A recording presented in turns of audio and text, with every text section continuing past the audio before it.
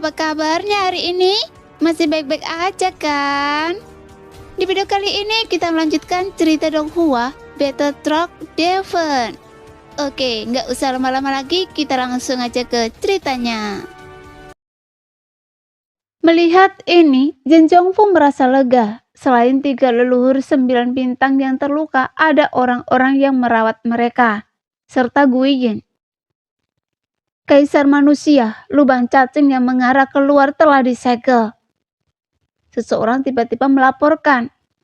Ternyata pertempuran sebelumnya terlalu sengit dan semua lubang cacing yang digunakan untuk teleportasi oleh Istana Pil telah runtuh. Jin Zhongfu menggaruk kepalanya tanpa daya setelah mendengar ini. Tetapi itu bukan masalah besar. Mereka dapat memperbaikinya. Berapa lama waktu yang dibutuhkan untuk perbaikan? Sekitar setengah hari. Jawab orang itu. Bagus, perbaiki dengan cepat, kata Jin Zhongfu. Orang itu mengangguk dan pergi. Puluhan ribu orang, sebagian diantaranya terlibat dalam perbaikan lubang cacing, terlibat dalam pekerjaan ini. Biasanya memperbaiki lubang cacing akan menjadi pekerjaan yang sangat besar. Tanpa jumlah orang yang begitu banyak, kemungkinan akan membutuhkan waktu setidaknya 10 hari hingga setengah bulan untuk menyelesaikannya. Sungguh disayangkan. Awalnya saya pikir Balai Pil memiliki banyak hal berharga, tetapi sekarang tampaknya semua hal berharga itu telah hangus terbakar. Sambil menunggu, Jin Zhongfu memandang runtuhan Balai Pil dan tak kuasa menahan rasa penyesalan. Balai Pil mungkin memiliki banyak harta karun, pil langka yang tak terhitung jumlahnya, dan resep unik. Berdasarkan akumulasi kekayaan Balai Pil seharusnya sangat kaya. Tetapi sekarang tampaknya semuanya telah hangus terbakar. Memang sangat disayangkan. Jika bangunan-bangunan ini tidak hancur, mereka bisa digunakan sebagai sumber daya. Suyen memandang reruntuhan Balai Pil dan berkata dengan menyesal. Balai Pil hampir hancur total. Bukannya bangunan yang bagus, bahkan tidak ada tempat yang layak tersisa. Melihat dari atas, pemandangannya adalah kehancuran. Namun, meskipun semua bangunan telah hilang, tempat ini tidak buruk. Letaknya dekat dengan kota Cusi. Bangunan-bangunan ini dapat dibangun kembali. Shen berkata perlahan.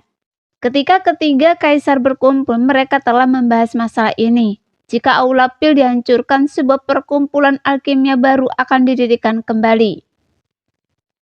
Saudara Xiuyan tampaknya sangat menyukai tempat ini.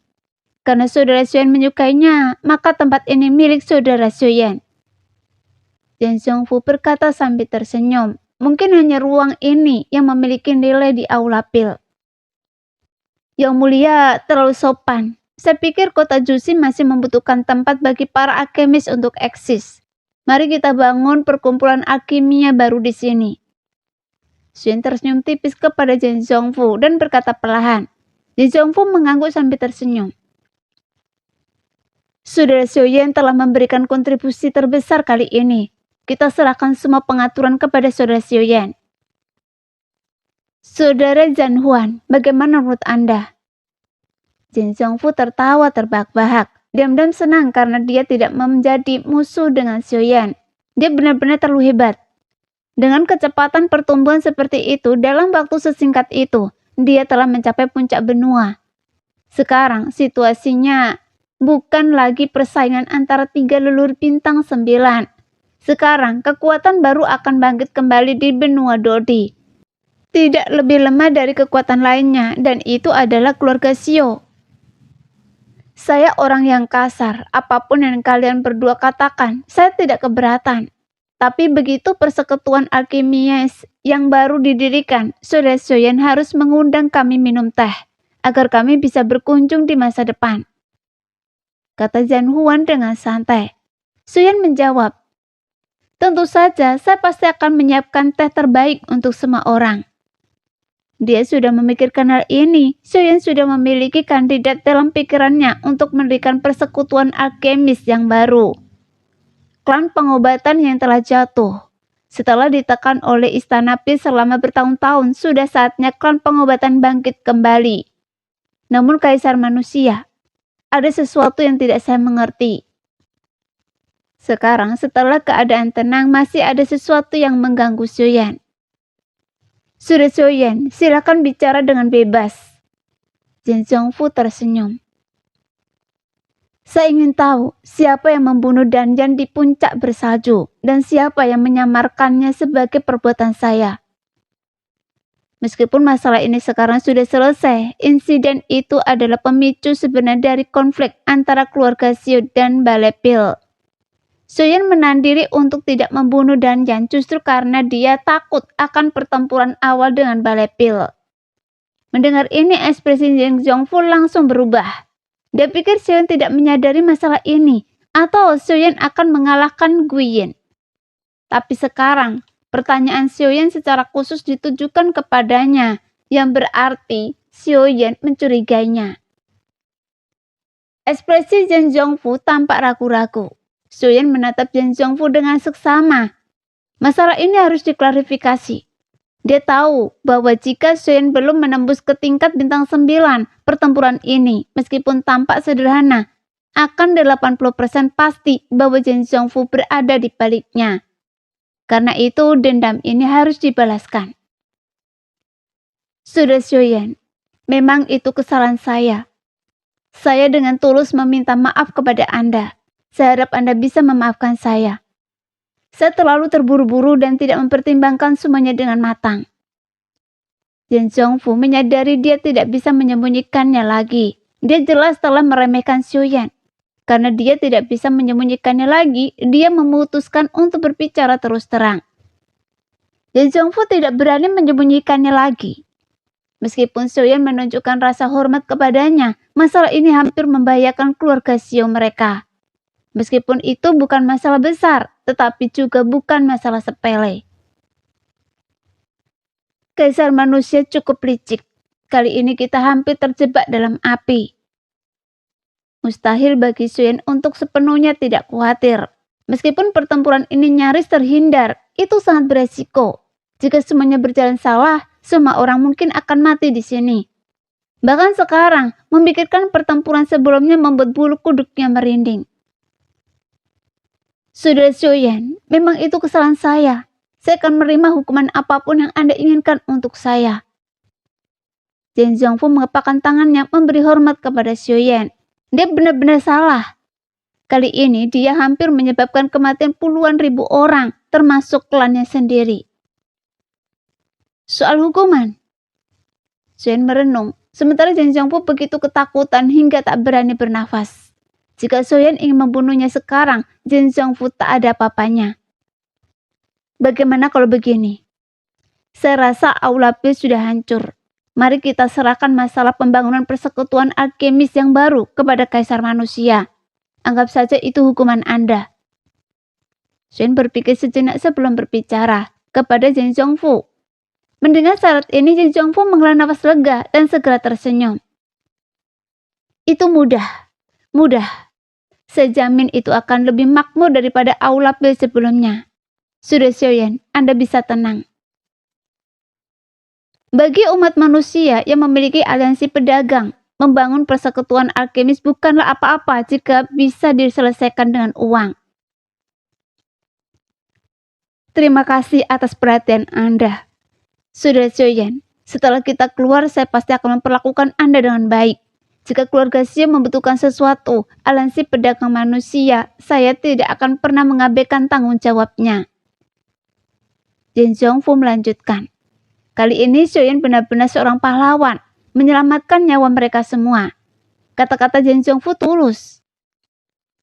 Kalau begitu, saya akan berterima kasih kepada Kaisar Manusia terlebih dahulu. Xiaoyan mengepakkan tangannya memberi hormat kepada Jin Zhongfu, dan masalah Jin Zhongfu yang menjebak Xiaoyan kini benar-benar berakhir. Beberapa orang, mengawal puluhan orang lainnya, tiba di hadapan Xiaoyan dan kelompoknya. Tuan, masih ada beberapa sisa-sisa Aula Pil. Apa yang harus kita lakukan dengan mereka? Beberapa bawahan yang mengenakan pakaian keluarga Xiao melapor kepada Xiaoyan. Mendengar ini, pandangan Xiaoyan beralih ke sisa-sisa aula pil yang ditawan. Setelah mengamati kelompok itu, pandangan Xiaoyan tertuju pada satu orang yang tak lain adalah Tetua Agung Aula Pil. Xiaoyan menatap Tetua Agung Balai Pil dan perlahan terbang mendekat. Tiba di depannya. Mata Tetua Agung merah dan ia dalam keadaan menyedihkan, jelas terluka parah.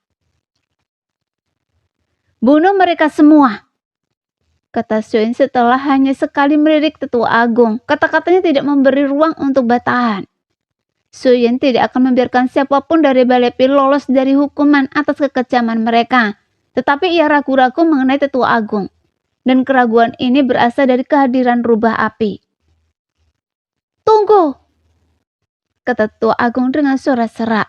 Tatapannya tertuju pada Xiaoyan yang juga menatapnya. "Anda kena rubah api?" tanya Tetua Agung. Xiaoyan menatap Tetua Agung Balai Pil dan mengangguk sedikit. "Mungkinkah itu si Jalang yang membocorkan berita tentang Balai Pil saya?" kata Tetua Agung dengan kejam, karena rubah api sudah lama menghilang dari Balai Pil.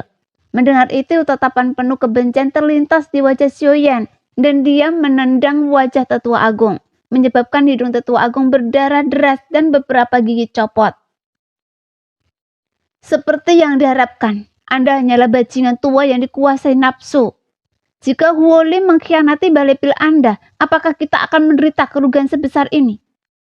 Anda mungkin bahkan tidak tahu bagaimana Balai Pil dihancurkan yang menyebabkan konflik besar ini." Xiaoyan agak marah. Huoli mengatakan dia tidak membenci Tetua Agung, tetapi dia juga tidak mencintainya. Xiaoyan tidak berniat membiarkan Tetua Agung pergi. Jika Tetua Agung masih hidup, itu mungkin akan menjadi trauma psikologis bagi Huoli. Di mana dia sekarang?" Tetua Agung terkejut. Setelah mendengar kata-kata Xiaoyan, sedikit kelembutan terlintas di matanya. Tetapi Xiaoyan merasa tatapan itu bahkan lebih menjijikkan. Xiaoyan mengangkat tangannya. Ujung jarinya membentuk garis, menatap dingin Tetua Agung. Kilatan dingin di matanya. "Dia baik-baik saja sekarang." Setelah Xiaoyan selesai berbicara, mata Tetua Agung menunjukkan kelegaan dan garis darah muncul di lehernya. Seketika kepalanya terpisah dari tubuhnya, langsung dibunuh oleh Xiaoyan. Semua orang yang menyaksikan adegan ini tersentak ngeri. Xiaoyan pasti punya alasan untuk menyingkirkan Tetua Agung. Xiaoyan bukanlah seorang suci, tetapi dia adalah orang yang bijaksana yang menghargai kehidupan. Namun dia tidak ingin membiarkan satu orang pun dari Aula Pil lolos. Hanya karena itu, Aula Pil pantas mati 1000 kali lipat. Memurnikan jiwa mereka menjadi boneka iblis dan memusnahkan jiwa mereka adalah kejahatan yang pantas dihukum 10 kali lipat. "Bunuh mereka semua," kata Xiaoyan dingin, tanpa belas kasihan. "Baik, Tuan." Setelah mengatakan itu, anggota keluarga Xiao dengan pedang tajam membantai beberapa lusin orang yang selamat dari Aula Pil di depan mata semua orang. Oleh karena itu, satu-satunya yang selamat dari Aula Pil adalah leluhur Aula Pil dan Danceng. Namun, bagi Xiaoyan keduanya hanya lolos sementara, dan Danceng sudah pasti tamat. Dan untuk api gagak emas Jin Agung, itu bisa digunakan sebagai sumber kekuatan untuk pertumbuhannya. Namun, jika Xiaoyan menangkap api gagak emas Jin Agung, dia pasti akan memadamkan semua kecerdasannya. Membiarkannya hidup akan menjadi malapetaka besar. "Saudara Xiaoyan, mengapa Anda tidak pergi memeriksa luka-luka ketiga leluhur bintang 9 dan Guiyin, terutama Guiyin? Saya khawatir dia tidak akan mampu bertahan." Setelah Xiaoyan selesai berurusan dengan sisa-sisa Aula Pil, Zhen Zongfu datang ke sisi Xiaoyan dan berkata. Xiaoyan mengangguk setelah mendengar ini. Meskipun dia memiliki banyak dendam terhadap Guiyin di masa lalu, entah mengapa Xiaoyan tidak membencinya. Dan Guiyin juga telah membayar harga yang mahal dalam pertempuran ini. "Baiklah, mari kita pergi melihatnya." Setelah mengatakan itu, semua orang mengikuti Xiaoyan dan Zhen Zongfu turun ke tanah. Ketiga leluhur bintang 9 dan Guiyin terbaring rata di tanah. Ketiga leluhur bintang 9 itu tidak menunjukkan tanda-tanda bangun, tetapi mereka masih memiliki aura. Meskipun tubuh mereka ditusuk oleh rantai besi, mereka tetaplah para ahli bintang 9. Aura ketiga leluhur bintang 9 telah stabil. Beberapa pil pemulihan akan cukup. Suyan mengeluarkan beberapa pil pemulihan dari cincin penyimpanannya dan memberikannya kepada ketiga leluhur bintang 9. Saat efek obat menyebar dengan cepat, warna kulit ketiga leluhur itu berangsur-angsur membaik. Setelah memeriksa ketiga leluhur bintang 9, Suyan mengalihkan pandangannya ke Guiyin. Melihat Guiyin, Suyan merutkan kening. Guiyin tampak benar-benar menyedihkan. Dia tidak memiliki lengan. Ada lubang berdarah di perutnya dan hampir tidak ada bagian organ dalam yang utuh. Suyan merasakan aura Guiyin. Saat ini Guiyin sama sekali tidak memiliki kekuatan hidup. Tidak ada kekuatan hidup sama sekali. Saya khawatir. Setelah meriksa Guiyin, Xiaoyan menggelengkan kepalanya berulang kali. Untuk makhluk seistimewa Guiyin, Xiaoyan tidak berani membuatnya pernyataan pasti. Tanpa merasakan kekuatan hidup apapun, Xiaoyan percaya bahwa Guiyin mungkin dalam bahaya besar. Apakah dia sudah mati? Mata Jin Zhongfu dipenuhi kesedihan. Dalam pertempuran ini, Guiyin benar-benar telah banyak membantu. Jika bukan karena dia, pengorbanan semua ras mungkin akan jauh lebih besar, dengan lebih banyak orang yang mati. Jin Zhongfu merasa bersalah terhadap Guiyin. Dan justru karena Jin Zhongfu telah berjanji untuk membantunya membangun kembali tubuh fisiknya, Guiyin berakhir dalam keadaan seperti sekarang. Sudah Xiaoyan, bisakah Anda menyelamatkannya? Dia masih memiliki keinginan dan dia tidak bisa mati sekarang. Selain itu, Sudah Xiaoyan seharusnya melihat apa yang telah dia korbankan dalam pertempuran ini. Itu tidak kurang dari pengorbanan kita semua. Kata Jin Zhongfu kepada Xiaoyan. Mungkin sekarang hanya Xiaoyan yang memiliki kekuatan untuk menghidupkan kembali orang mati. Xiaoyan mengangguk, matanya tertuju pada Guiyin dan akhirnya menghela nafas. Anda cukup menyedihkan, jadi saya akan membantu Anda. Tapi saya tidak tahu apakah saya bisa berhasil. Kata Xiaoyan perlahan, dan kekuatan jiwanya segera melonjak, menyelimuti seluruh tubuh Guiyin. Setelah beberapa saat, kilatan cahaya muncul di mata Xiaoyan. Dia mengangkat tangannya dan menarik nafas tajam. Bola cahaya terbang keluar dari kepala Guiyin, atau lebih tepatnya tubuh aslinya, bayi parasit itu. Hanya secuil sisa jiwa ini yang tersisa. Gumam Xiaoyan, suaranya bernada sedih. Sudah Xiaoyan, bisakah Anda membangun kembali tubuh fisiknya?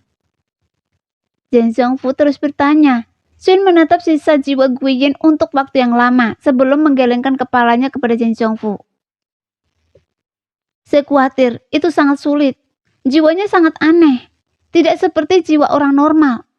Jiwa itu memiliki aura kematian. Mungkin dia sudah mati. Ini menentang takdir. Sekarang dia telah mati untuk kedua kalinya, jadi peluangnya untuk dibangkitkan sangat kecil. Xiaoyan juga menggelengkan kepalanya. Bukannya dia tidak ingin menyelamatkan Guiyin, tetapi situasi Guiyin bahkan lebih sulit daripada Nan Erming. Sudah Xiaoyan, saya memang tahu sesuatu, tetapi itu membutuhkan kekuatan dosian agar mungkin. Kata Jin Zhongfu lagi. Xiaoyan sekarang adalah dosian bintang 9, dan meskipun dia masih jauh dari menjadi dosian, masih ada harapan. Katakan pada saya, Kaisar Manusia. Tanya Xiaoyan. Saudara Xiaoyan pasti tahu bahwa ada lautan emas di luar benua Dodi kan? Konon di lautan emas itu tumbuh buah nirvana 9 putaran. Selama seseorang memiliki jiwanya, seseorang dapat membentuk kembali tubuh fisiknya. Kata Jin Zhongfu. Xiaoyan terkejut mendengar ini karena dia belum pernah mendengarnya. Hal ini cukup umum di zaman saya, tetapi untuk saat ini, saya rasa mungkin sudah hilang. Tepat ketika Jin Zhongfu dan Xiaoyan sedang berbicara, Nan Erming tiba-tiba berdiri dari belakang dan berbicara.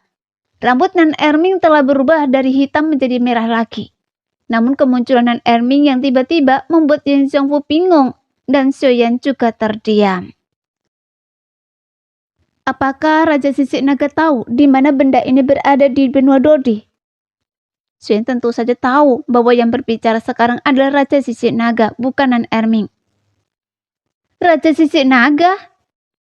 King Muer dan yang lainnya terkejut menatap Nan Erming yang rambutnya memerah. Tuan Muda Sio, bukankah ini Nan Erming? Siapakah Raja Sisik Naga itu? Sioyan bertanya kepada Sioyan, bingung. Sioyan tersenyum pada Sioyan. Ceritanya panjang. Akan saya jelaskan perlahan-lahan saat kita kembali ke sediaman Sio, kata Sioyan kepada kelompok yang bingung itu. Ya, benda ini tidak terlalu umum, namun naga yang hidup di zaman sekarang pasti mengetahuinya, karena beberapa naga memiliki proses pertumbuhan yang sangat sulit dan sulit bagi mereka untuk berhasil mengatasi cobaan mereka setiap kali. Karena itu, naga mengumpulkan benda ini. Suara Nan Erming terdengar serak dan paro, sama sekali tidak seperti Nan Erming biasanya. Sioyan dan yang lainnya semakin takjub saat mendengarkan. Naga. Bicara soal naga, saya belum pernah melihat naga sungguhan di benua Dodi. Yang biasa saya lihat hanyalah beberapa cabang dari ras naga. Saya belum pernah melihat naga sejati, kata Sioyan. Setelah sekian lama berada di benua Dodi, naga-naga tampaknya selalu sangat tertutup. Sioyan belum pernah melihatnya. Jika Raja Sisik Naga tidak menyebutkannya, Sioyan mungkin akan berpikir bahwa naga sama sekali tidak ada di benua Dodi. Mereka memang ada, tetapi mereka hidup sangat tertutup. Konon mereka tinggal di bagian terdalam Samudra Emas. Jin Xiongfu mengakui. Dia tahu sesuatu tentang apa yang dikatakan Raja Sisik Naga, tetapi itu hanya rumor, dan dia tidak yakin apakah itu benar. Mendengar ini, Sioyan merasakan gelombang kegembiraan. Jika naga benar-benar ada di benua Dodi, maka dia bertanya-tanya, apakah Ziyan dan Zukun juga telah datang ke benua Dodi. Tapi Sioyan tidak tahu. Namun, dengan kekuatan bintang 9 saya saat ini, saya khawatir saya belum bisa pergi ke laut. Untuk mencapai dasar laut, saya mungkin membutuhkan perlindungan energi sumber abadi. Jika memang ada naga di laut, Sioyan ingin pergi dan melihatnya. Kemudian sosok cantik dalam pikirannya membangkitkan banyak kenangan. Yun Yun, tabib peri kecil, saya ingin tahu apakah kalian baik-baik saja? Dan anak-anak saya? Xiao Xiao dan Xiaolin, saya ingin tahu apakah saya bisa kembali ke benua Dodi setelah saya menembus ke Dosian. Sioyan merenung. Benua Dogi adalah rumahnya dan penuh dengan kenangan. Jika dia bisa kembali, sudah saatnya Sioyan pulang dan mengunjungi mereka. Sioyan tahu bahwa perasaannya terlalu rumit. Saat ini Sioyan sudah memiliki 5 istri, Sun-er, Cailin, Xiuqi, Qinlin, dan King Muer yang belum menikah. Perasaan Sioyan terhadap Yun Yun dan tabib peri kecil juga sulit disembunyikan, tetapi Sioyan merasa ini tidak adil. Benar-benar tidak adil bagi mereka. Akan lebih baik jika kita menjadi orang kepercayaan. Dengan begitu, semua orang akan lebih baik. Saya ingin tahu, apakah Yuyun dan tabib peri kecil sudah menemukan kebahagiaan mereka sendiri? Ngomong-ngomong, saya sangat merindukan mereka. Sioyan bergumam pada diri sendiri, tatapannya penuh kenangan terpancar di matanya. Dia berharap setelah dia pergi, Yun Yun dan tabib peri kecil bisa melupakannya dan memulai awal yang baru. Memikirkan hal ini, Sioyan sekali lagi dipenuhi kerinduan untuk menembus ke alam Dosian. Untuk saat ini, saya akan melindungi jiwa sisa Guiyin. Setelah saya menemukan buah nirvana 9 revolusi, saya akan membantunya membangun kembali tubuh fisiknya. Sioyan menatap jiwa sisa Guiyin di tangannya dan berkata pelan. Jin Xiongfu mengangguk. Memang, ini adalah satu-satunya cara agar Guiyin memiliki kesempatan untuk dibangkitkan. Setelah berbicara, Sioyan terus menyalurkan kekuatan jiwanya ke jiwa sisa Guiyin. Jiwa itu berkedip dan tampak akan menghilang, tetapi saat Sioyan terus menyalurkan kekuatan jiwanya, jiwa sisa Guiyin secara bertahap stabil. Kemudian Sioyan akan mengeluarkan botol giok. Dengan hati-hati menempatkan sisa jiwa ke dalamnya, lalu memasukkannya ke dalam cincin penyimpanannya. Sekarang tubuh Guiyin sebelumnya telah menjadi cangkang, benda mati. Karena tubuhnya terluka parah dan tidak berguna. Kaisar manusia, lubang cacing telah diperbaiki. Kita sekarang dapat mengungsi dari sini. Pada saat ini lubang cacing diperbaiki bahkan lebih cepat yang diperkirakan. Dan seseorang datang untuk melapor. Ayo, Saudara Sioyan, kita keluar dulu. Pertempuran ini sudah berlangsung cukup lama dan kita tidak tahu perubahan apa yang terjadi di luar. Kata Jen Zhongfu sambil memberi isyarat kepada kerumunan. Ras monster, ikuti saya keluar. Teriak Zhan Huan kepada puluhan ribu orang di sekitarnya. Puluhan ribu orang menyerbu menuju lubang cacing yang mengarah keluar. Xuan terbang, menoleh untuk melihat Cailin. Dia melihat sedikit ketidakpedulian dan kedinginan di mata Cailin. Dan Sioyan menyadari bahwa dia telah acuh tak acuh padanya. Senyum muncul di wajahnya dan dia menarik Cailin ke dalam pelukannya. Yang mulia, ada apa? Apakah Anda tidak bahagia? Suami Anda sudah bintang 9, tokoh yang sangat kuat di benua Dodi. Sioyan terkekeh, tentu saja menduga bahwa Cailin cemburu. Melihat penampilan Sioyan yang ceria, sehingga kemarahan Cailin lenyap dalam sekejap. Anda benar-benar luar biasa. Anda telah melupakan cinta lama Anda dengan yang baru. Cailin melipat tangannya, tidak ingin memperhatikan Sioyan. Omong kosong. Cailin selalu menjadi ratu saya, dan saya akan menuruti setiap perintah Anda, bahkan jika itu berarti melewati api dan air. Kata Sioyan saat Cailin mencubit pinggangnya, menyebabkan wajahnya meringis kesakitan. Namun senyumnya segera kembali. Sioyan tahu betul bahwa Cailin selalu berada di sisinya, melindunginya selama terobosan kultivasinya, tidak pernah meninggalkannya. Meskipun Cailin tahu kekuatannya tidak besar, dia tidak pernah goyah demi Sioyan. Dia telah melindunginya seumur hidup dan dia masih orang yang sama. Selalu mengatakan hal yang sama. Hidupnya adalah miliknya. Masih bertingkah seperti anak kecil, hanya berbicara tanpa bertindak. Kata Cailin, menatap Sioyan dengan nada garang, tetapi matanya berbicara banyak. Cintanya pada Sioyan sangat mendominasi, dan Sioyan sudah terbiasa dengan itu. Dia tahu wanita di sampingnya mencintainya tanpa syarat. Saya penasaran sampai level berapa putri kita.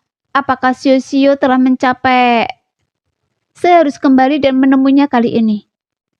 Kata Sioyan sambil memeluk Cailin dan tersenyum. Benarkah? Bisakah kita kembali?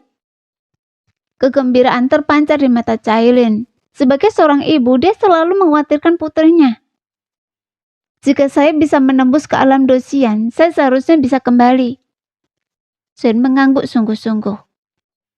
Benua Dogi, bisakah kita benar-benar kembali dan melihat Xiao lagi? Bahkan Cailin yang biasanya dingin dan mendominasi menunjukkan ekspresi penuh kasih sayang di matanya.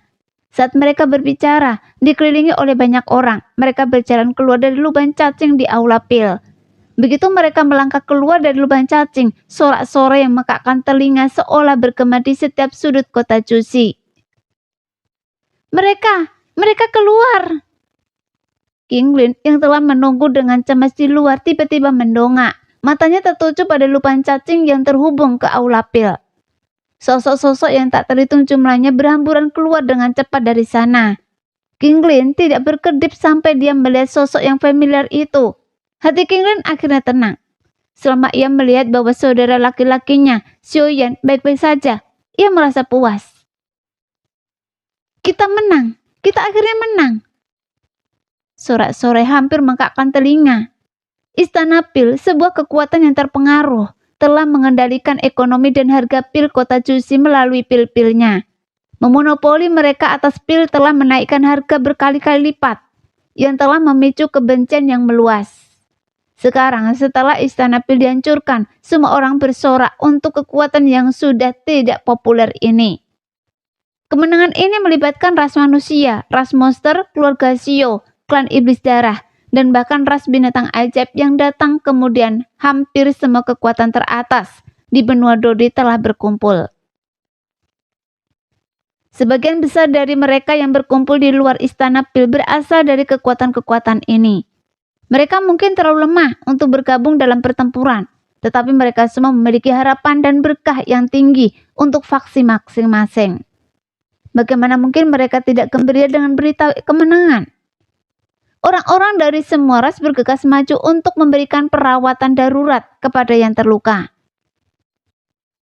Pertempuran ini telah mengakibatkan kerugian besar bagi semua orang.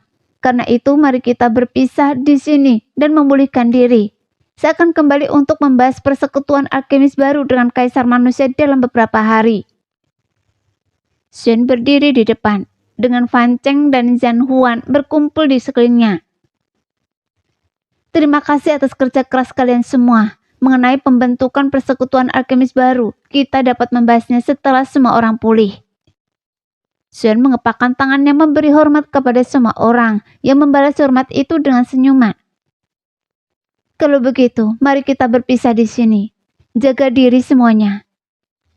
Zhan Huan mengepakkan tangannya memberi hormat.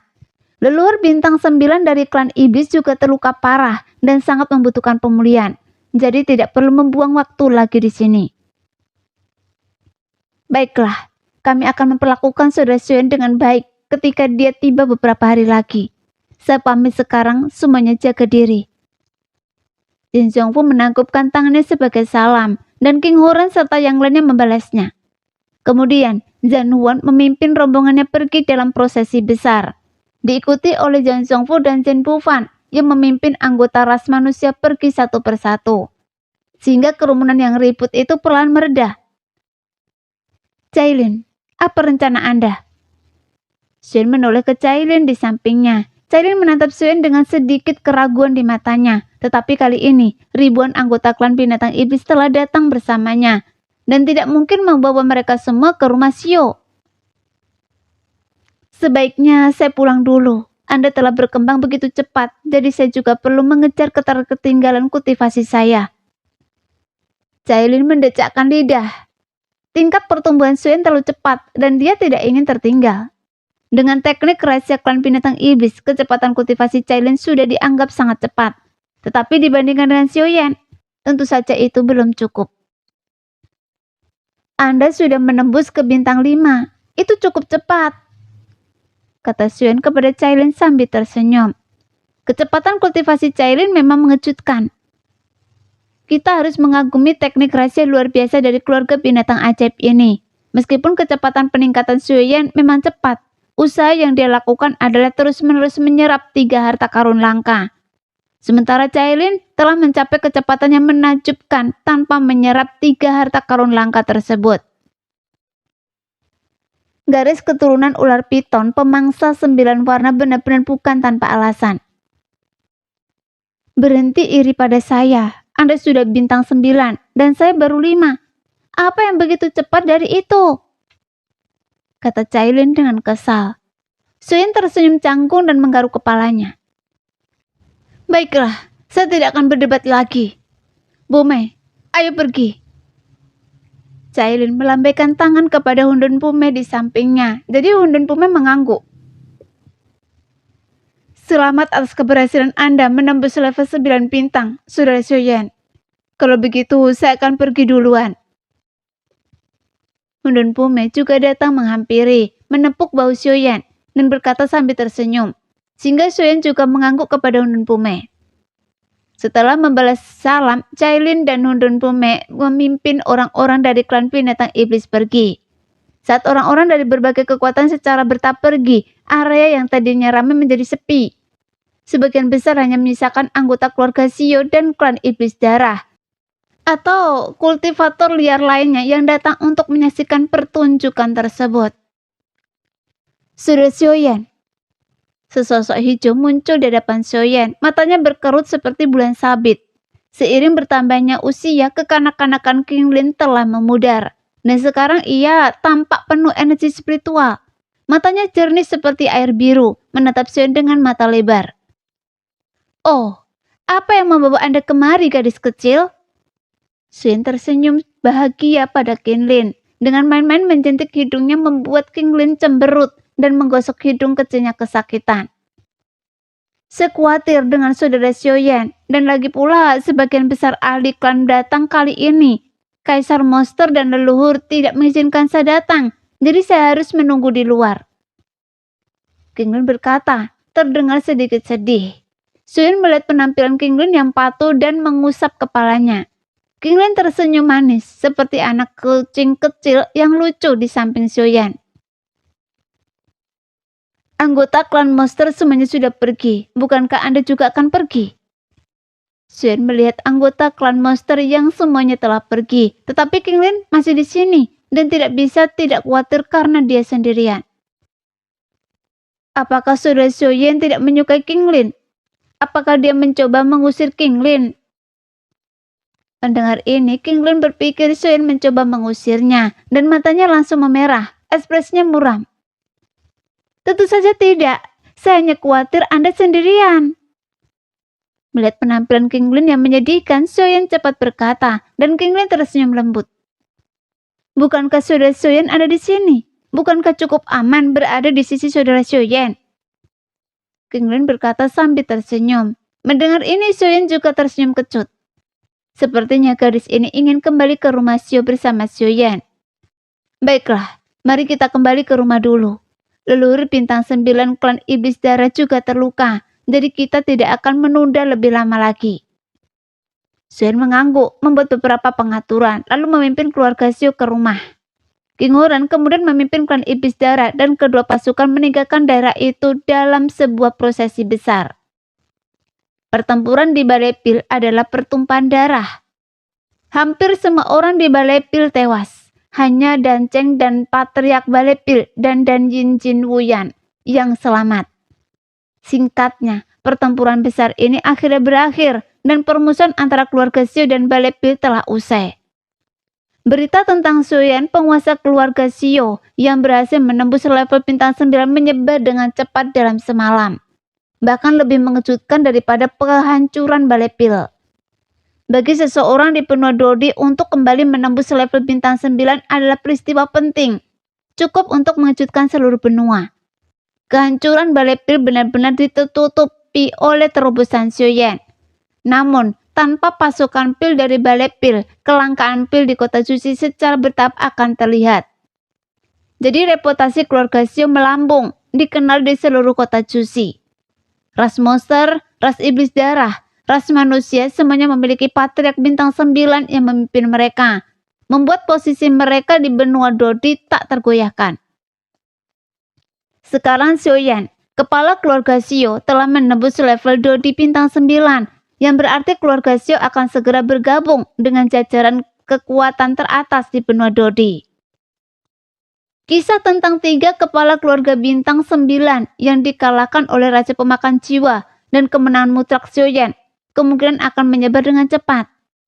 Sioyan mungkin akan dipuja oleh semua orang di benua Dodi. Ketenarannya langsung meroket.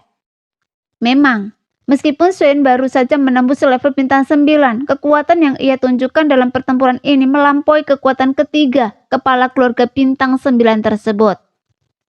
Tidak berlebihan jika dikatakan bahwa ia sekarang adalah Dodi terkuat di benua Dodi. Pertempuran di Aula Pil ini pasti akan diwariskan dari generasi ke generasi, dan legenda Sioyan akan benar-benar dinyanyikan di seluruh benua Dodi. Dibandingkan dengan tempat lain di benua Dodi, waktu Sioyan di sana sangat singkat. Menembus level bintang 9 dalam waktu sesingkat itu sungguh ajaib, seperti terbitnya matahari. Setelah pertempuran akhirnya usai, Sioyan akhirnya bisa bernapas lega. Kembali ke kediaman Xiao. Sioyan merasa beban berat terangkat dari pundaknya. Melihat halaman yang familiar, ini benar-benar rumah. King Horan dan tetua keempat juga telah pergi untuk merawat leluhur bintang 9 klan iblis yang terluka. Di kediaman Xiao, meskipun mereka telah mengalahkan Aula Pil, semua orang menderita luka dengan berbagai tingkat keparahan dan sedang dalam masa pemulihan. Kinglin juga datang ke kediaman Xiao bersama Sioyan. Sekarang Sioyan telah menembus ke tingkat bintang 9. Tidak ada yang meminta Kinglin untuk kembali. Gadis kecil itu dengan gembira bermain dengan Sioyan di kediaman Xiao selama beberapa hari. Seminggu berlalu dengan tenang dan kelelahan Sioyan telah sepenuhnya hilang. Ketenangan malam musim panas yang seperti mimpi tampaknya menina bobokkan semua makhluk hidup di dalam keadaan mengantuk. Meskipun kicauan serangga seperti lonceng emas terdengar samar dan jauh, kedengarnya seperti mereka sedang berbicara dalam tidur mereka. Di halaman, sesekali terdengar gumaman dan ledakan tawa. Di samping bukit buatan di pavilion kecil, sekelompok orang duduk dan tawa serta obrolan terdengar dari sana. Soyen dengan hati-hati menyeduh teh, aromanya memenuhi udara. Orang-orang di sekitarnya menarik nafas dalam-dalam, rasa damai dan nyaman menyebar melalui mulut dan hidung mereka, membawa tubuh dan pikiran mereka ke keadaan tenang, menghilangkan semua kelelahan. Nah, demikianlah cerita hari ini. Kita jumpa lagi lain hari ya guys ya. Bye-bye.